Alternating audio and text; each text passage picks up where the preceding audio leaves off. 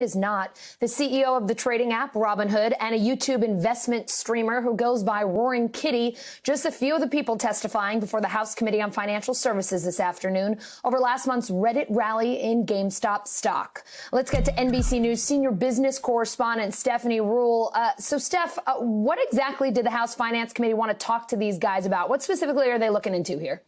A lot. I mean, you said it. It is a crazy story. Yeah. This started with a hedge fund that was betting the shares of a troubled video game company, GameStop, were going to fall. That's called selling short. And that's a very risky strategy, especially if the stock skyrockets, which is exactly what it did. And why did that happen? Because this anonymous group of day traders, of everyday investors, that met on Reddit, started buying up the stock, and it was soaring, creating so much volatility that Robinhood, that's the mobile app that a lot of everyday investors, millions in fact, use to trade. It's a free app.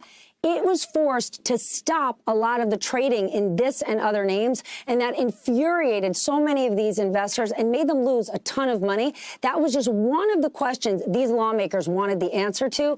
And we saw Congressman Patrick McHenry from North Carolina asking Robinhood CEO Vlad Tenev about that very thing. Watch this. Why did Robinhood restrict the buying but not the selling of GameStop? And why did folks get locked out on the buy side only? So we don't want to impose that type of experience on our customers unless we have no other choice. And even though I recognize customers were very upset and disappointed that we had to do this, I imagine it would have been significantly worse if we prevented customers from selling. It wasn't the government that forced them to stop some trading. They simply didn't have the money to meet their margin requirements, leaving so many investors saying, hold on a second. You said you were a full-service broker. You could do my business, but you couldn't when I needed it most. All right, so, Steph, there is absolutely the possibility that these are all real arguments, real defenses for what happened. But if you could just tell us some of the other things we heard today and if Congress is buying their stories or not. Okay, so at the end of the day, you heard from the CEOs of Robinhood, Reddit. You said Roaring Kitty. That's one of the investors who sort of started this idea. And some of the hedge funds were speaking, too. And at the end of the day, they all came with their prepared remarks that were vetted by their lawyers.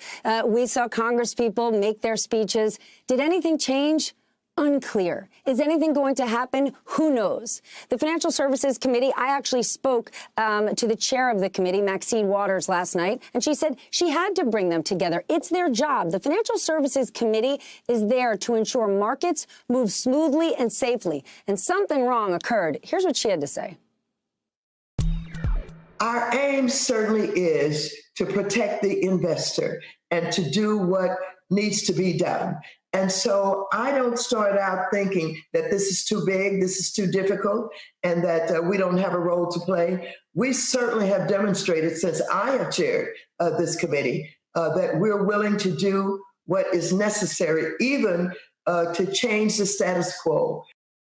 So the congresspeople might be buying some of their stories, but here's the issue. At the end of the day, if there was no wrongdoing, what's to be done? Do they want to change the rules and regulations? Right. Well, much of this goes to the SEC. And I will tell you, Allison, historically speaking, I can think back to these hearings we saw in 2010 after the flash crash.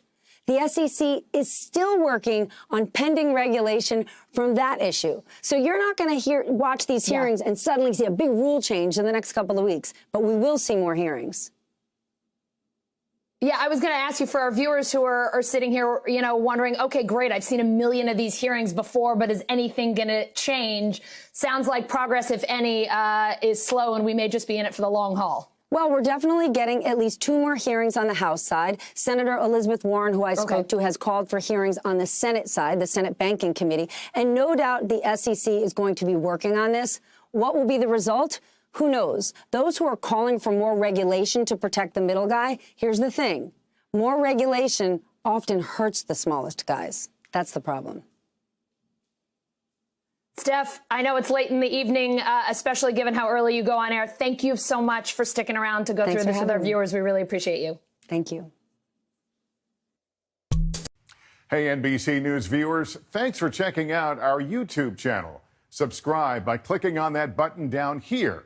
And click on any of the videos over here to watch the latest interviews, show highlights, and digital exclusives. Thanks for watching.